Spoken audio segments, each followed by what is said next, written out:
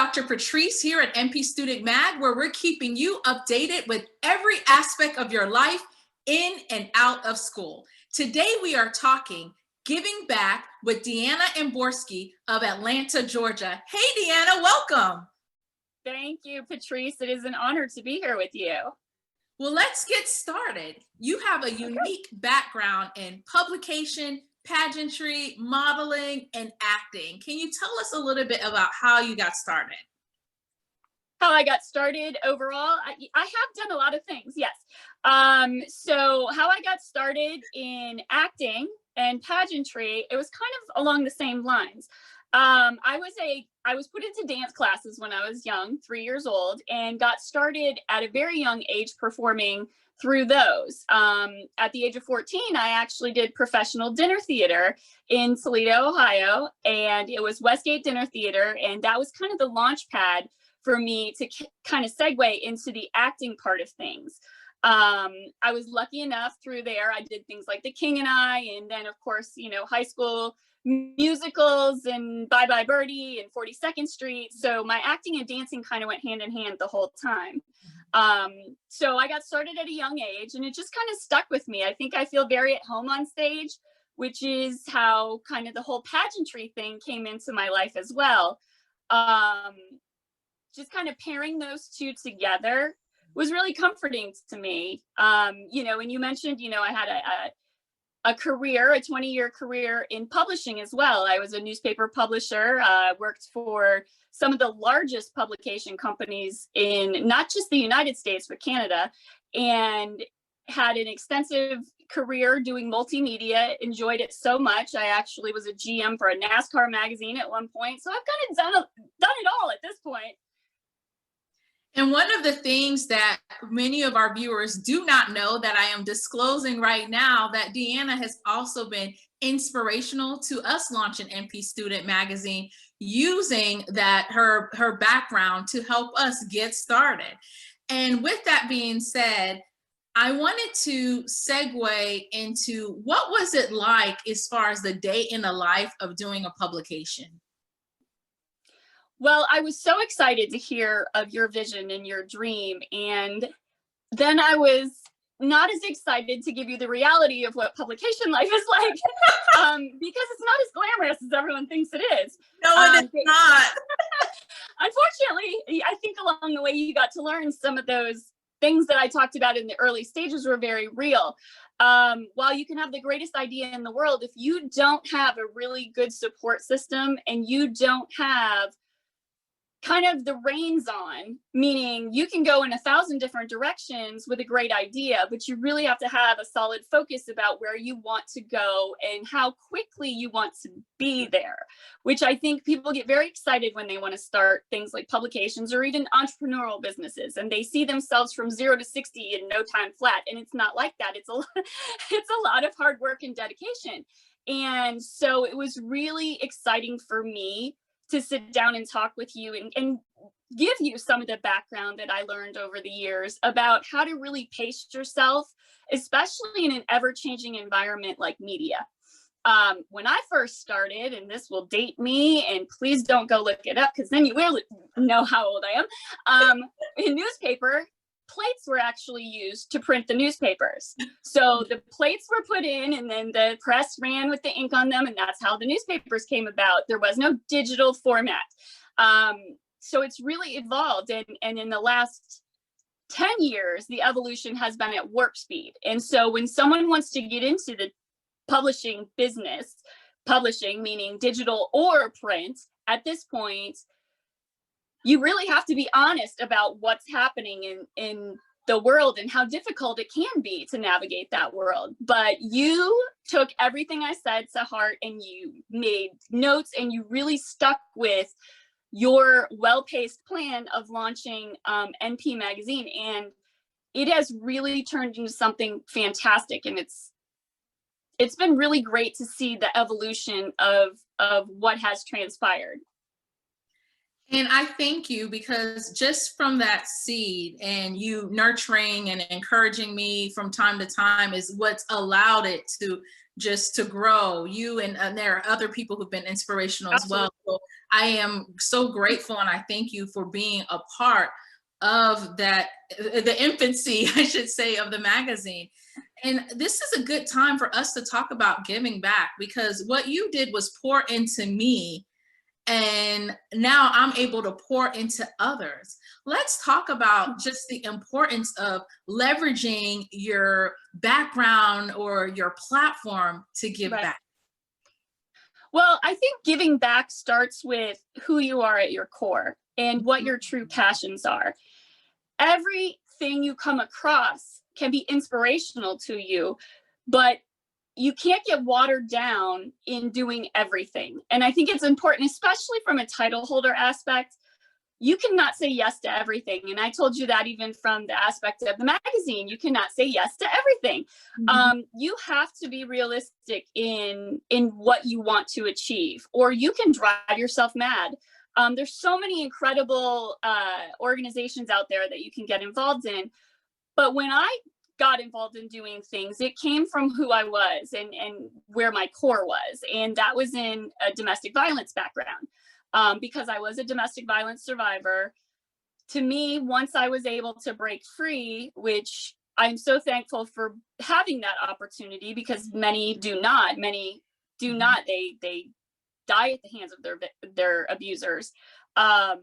I wanted to give back and I wanted to do something. And ironically, it was through pageantry that gave me that launchpad opportunity, where a national pageant, it was their platform was domestic violence awareness. And to me, it was kind of a calling, blending the things that I really loved into this universal platform. Had I known where it would take me, I had no idea the opportunities and the doors that it would open for me. I have been all over the world with my Victory Over Violence campaign, which is just basically through my media and marketing background. I took a look at the purple ribbon and turned it upside down. It looked like a V, and that's where Victory Over Violence came from. And Love it. it was back when people would not talk about domestic violence. It was kind of that dirty little subject that people whispered about and nobody brought up. It's not like it is today, where people very openly can speak about domestic violence and their experiences with it. So by turning that ribbon upside down, it actually opened doors that normally wouldn't have been opened, because people would not tell me or talk to me about either my experience with domestic violence. They felt like they were being intrusive, or their own personal experiences with domestic violence. But they would tell me if my pen was upside down. And I said, well, it's like that for a reason. Let me tell you why. And once that door was opened and the dialogue began, then the conversation was much easier to be had. So that was the entryway into it. And so, you know, when I chose to get involved in things, it was things that had to do with, you know, being a victim's advocate and speaking to groups. I've spoke to, you know, not only civilian groups, but also military groups. There's a whole opportunity for me to speak to both sides, because I am a military spouse and mom and daughter. So the military community is very important to me as well. And so paired with that, I also have a great amount of honor and respect for our veterans. And so that's another organization, the veterans groups, and laying wreaths at Arlington National, and the veterans cemeteries across the country, wherever I happen to be on Wreaths Across America Day. Those kind of things I've kept very close to me. So I was able to do tremendous things with those two things. But giving back, to me, it has to come from who you are and where you are at your core and the things that are important to you. I think if you start there and you continue there, then you or anyone else listening can be very beneficial in their communities and their countries even, to further the cause that they're most passionate about. Absolutely. I really feel like, and thank you for sharing your story, by the way. I really feel like everything we go through, whether it's something that's really sad, it's not wasted. It should never be looked at as in, oh, this was a horrible part, let me just Right. forget about it and move forward. I feel like all of those things shape and mold us to be relatable to people. And I love your approach, like using a conversational piece, because really that's what big necklaces are all about, right? Right? Statements. They're They're statement statement pieces. necklaces. They're I am statement. just one giant statement piece. Exactly. And that is the beauty of it. You took something that most people would have had shame about and you made it beautiful. You made it like your life that you live, it helps others feel liberated to go Right. on and actually give back to others. So I definitely thank you for that. And we also together encourage viewers that if you ever experience any type of domestic violence or going through that right now, that there is life, there is hope on the other side. Life is precious and you're precious to us. Mm-hmm. So this is also a good time for us to talk about some additional opportunities that your background and it's you sharing your testimony have opened up, and that's The Resident. Let's talk about what it was like being on that show. So it was very interesting to me because I kind of, dabbled in acting and theater when I was younger. But as I got older, I really hadn't done much with it. And just ironically, it was all about where I was. And being in Atlanta is a great opportunity if you have interest in dabbling into being a background extra or an actor. It's kind of like the new Hollywood here. So it's really there's a lot of opportunity. Well, just ironically enough, I happened to see something and respond, and they had me come, and I ended up with a really great opportunity to be a featured extra on The Resident on Fox. And it was interesting to see because it was a hospital drama setting, how Hollywood portrays, or the new Atlanta Hollywood portrays, things being solved in an hour. It's lightning speed. And it was funny to me that they take such care to make it as realistic as possible, except for that one aspect where things don't get solved in an hour normally when it comes to the healthcare industry. It's, there's a lot of tests involved. There's a lot of sometimes red tape involved. So that doesn't make for entertaining TV, though. So they do have to solve it in an hour. But it was a great experience. And I happened to be able to do a scene with Dr. Bell, who's just a phenomenal actor. If you're not familiar with Mr. Greenwood, he was with Ashley Judd in Double Jeopardy. He was the husband. So that's probably one of his most iconic roles. That's one of my favorite movies. Oh, he was wonderful. And we just had, interacting back and forth with him. We had the greatest time. We had the greatest discussions. We were laughing, and nobody yelled at him because, he's the main actor. So everyone left him alone. So he's like, I'm not going to get in trouble. They're not going to yell at me, because we were laughing and joking around. But it was a great opportunity. And it really was a unique way to see the healthcare industry and, the entertainment aspect of the healthcare industry versus real life. While I have many friends, including yourself and family members, my cousin is also an NP. That's totally different. Like the lives of the individuals that actually do this day in, day out. As an actor, I don't think I could do it justice. The real lives, portraying the real lives of people like yourself and the other men and women in the healthcare industry who really are caregivers 24 hours a day, 7 days a week, 365 days a year, because you're not only on the job doing it, you have lives, you have, children, you have spouses, you have things other than the healthcare industry, but you're always caretaking, and it's in one aspect or another. So I don't know as an actor if anyone's ever really portrayed it as well as they should, because unless they live it or have done it, it's very difficult to know what that life is like. And much respect to the men and women in the healthcare industry for first of all, choosing to do that job.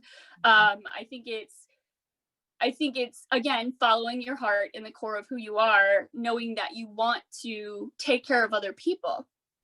But with the pandemic and everything that's happened in the last year, really the dangerousness of holding a job like that, and not giving up on that particular line of work when your life is actually on the line. And it's humbling to see all the dedication that the men and women in the healthcare industry have given us in the last year.